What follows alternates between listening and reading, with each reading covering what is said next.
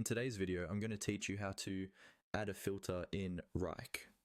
Filtering is one of the simplest but most powerful ways to manage your tasks and projects, especially when things start to get busy.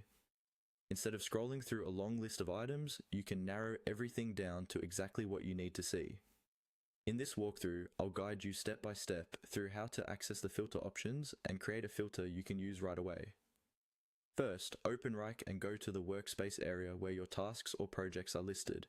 This might be a particular folder, project, or a specific view like list, board, or table. Make sure you're in a view where filters are available and visible above your task list. Now, look toward the top of the screen for the filter option. It's usually located above your tasks or projects near other view controls. Click on the filter button or filter bar. When you do this, Wrike will open a panel or drop down with different filtering options.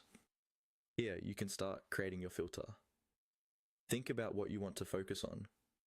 For example, you might want to see only tasks assigned to you, tasks with a specific status like in progress, or items due this week. Use the filter panel to select the criteria that match what you're looking for.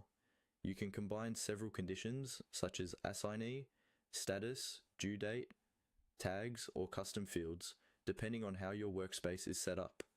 As you choose each filter option, Wrike will automatically update the list below so you can immediately see the effect of your selections.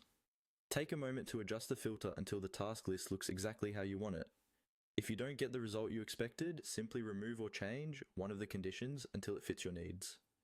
Once your filter is set, you can keep working in this filtered view to stay focused on the most important items.